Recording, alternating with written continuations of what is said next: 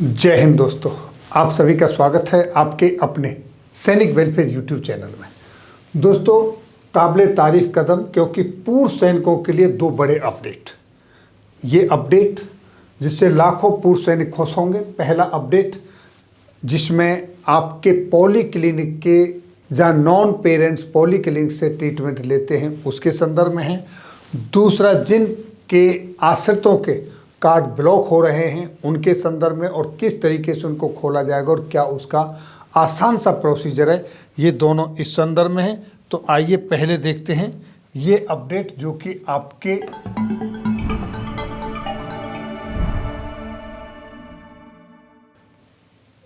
Non parents poly clinic है उसके अंदर जो आपको बढ़ी हुई मेडिसिन मिलेगी उसके संदर्भ में है। जैसा कि आप सभी जानते हो, जितने भी ECHS लाभार्थी हैं वो अपने पेरेंट्स पॉली क्लिनिक से बाहर अगर नॉन पेरेंट्स पॉली क्लिनिक में जाते थे मेडिसिन लेने के लिए तो वहाँ पर उनको 7 डेज से ज़्यादा मेडिसिन नहीं मिलती थी और कहीं हॉस्पिटलाइजेशन होने की ज़रूरत पड़ती है तो उनको उनके पेरेंट्स पॉली क्लिनिक से परमिशन ली जाती थी, अप्रूवल आता था, उसके बाद होता था। लेकिन उसके संदर्भ में अब यहाँ देखिए, ये जो SOP दी थी ट्रीटमेंट मैनेजमेंट की ECHS, उसके तहत थी।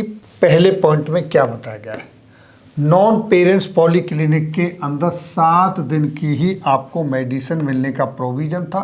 लेकिन अगर वहाँ पर मेडिसिन अवेलेबल है और OIC पॉली क्लिनिक अपने विवेक से ये देखते हुए कि उस पॉली क्लिनिक का जो बेनिफिशियरीज है, पेशेंट है, उनको कोई प्रभाव नहीं पड़ेगा तो वो आपको 30 दिन तक की मेडिसिन दे देते थे।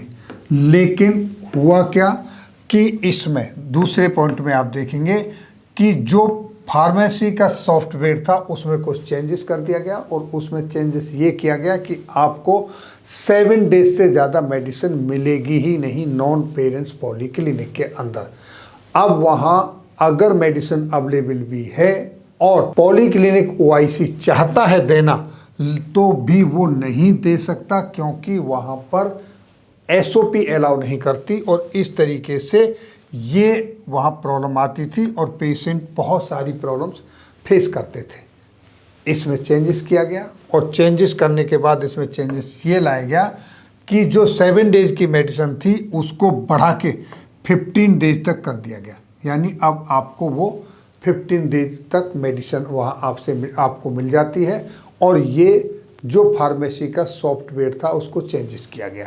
अगर मेडिसिन है नहीं अवेलेबल तो भी OIC आपको ALC यानी ऑथराइज लोकल केमिस्ट के जरिए आपको 15 दिन की मेडिसिन खरीदवा के भी दिलवा सकते हैं। फिर भी ना मिले तो आपको NA certificate, non available certificate दिया जाएगा और आप बाज़ार से खरीद सकते हैं और इस तरीके से आप फिर वो मेडिसिन क्लेम कर सकते हैं। तो ये एक अपडेट।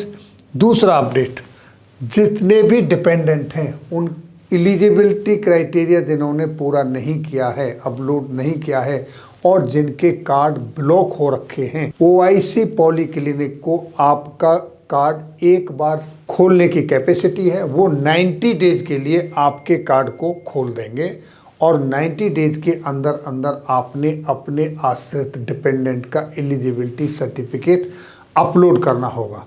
एलिजिबिलिटी सर्टिफिकेट में आपका क्या आता है, आपका जो आश्रित है उसकी इनकम सर्टिफिकेट, आपको अगर पैन कार्ड है तो प्रीवियस 2 साल के 26 AS जो कि पैन कार्ड से निकलते हैं वो निकाल कर अपलोड करने हैं, या जिनके पैन कार्ड नहीं हैं, पेरेंट्स हैं, गांव से बिलोंग करते हैं, नहीं बने हैं, इतनी उनकी आमदनी नहीं है कि उनको पैन कार्ड की कभी आवश्यकता पड़ी हो, तो उनको तहसीलदार से इनकम सर्टिफिकेट लाना होगा और वो अपलोड करना होगा। 9,000 रुपये पर मंथ या उससे ऊपर वाले इनकम वालों के लिए एलिजिबिलिटी नहीं है, उससे नीचे वाले एलिजिबल हैं।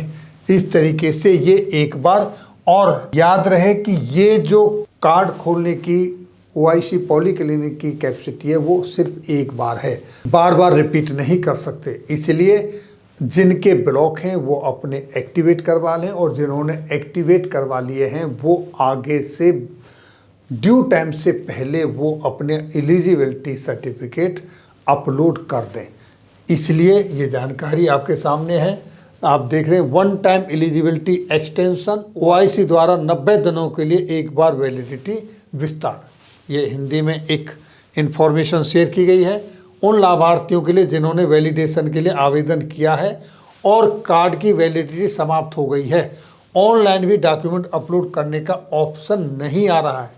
जी हाँ, जिनके टाइम से नहीं होते हैं, वैलिडेशन नहीं करते हैं, उनका ऑनलाइन अपलोड करने का जो ऑप्शन है वो भी ब्लॉक हो जाता है। ऐसी स्थिति में डिपेंडेंट को 90 दिनों की वैलिडिटी एक्सटेंड कराने के लिए पॉलीक्लिनिक ओआईसी से निम्नलिखित डॉक्यूमेंट के साथ संपर्क करना होगा और 24 घंटे के बाद आपका जो कार्ड है वो एक्टिवेट हो जाएगा। आप फिर ट्रीटमेंट ले सकते हैं। उसमें क्या क्या, जैसा मैंने बताया, पिछले 2 साल का 26 ईएस जो कि पैन कार्ड से निकलता है उसकी कॉपी, आधार, पैन और ईसीएचएस कार्ड की कॉपी ये अपलोड करनी है। और अगर आपने 90 दिनों के अंदर ये अपलोड नहीं किया तो आपका कार्ड फिर से ब्लॉक हो जाएगा। सिस्टम कार्ड के जीवन काल में केवल एक बार 90 दिनों के लिए ही वैलिडिटी एक्सटेंड की अनुमति देगा। यानी सिस्टम कुछ इसी तरीके का बना दिया है कि अगर आपने दोबारा से रिपीट किया तो पॉलीक्लिनिक ओआईसी को वो अनुमति ही नहीं देगा, अलाउ ही नहीं करेगा उसको एक्टिवेट करने का। तो याद रहे, आप ये इन्फॉर्मेशन ज़्यादा से ज़्यादा सभी पूर्व सैनिकों के साथ शेयर करें। जितने भी ईसीएचएस लाभार्थी हैं उनको ये पता होना चाहिए कि अगली बार उनके कार्ड को जो रिन्यूअल डेट आती है उससे पहले वैलिडेशन अवश्य करा दें और जिनके ब्लॉक पड़े हैं वो अपने खुलवा लें। जिस कारण से ब्लॉक है उसका भी करेक्शन कराएं और जो रिक्वायरमेंट है उसको भी पूरा करें।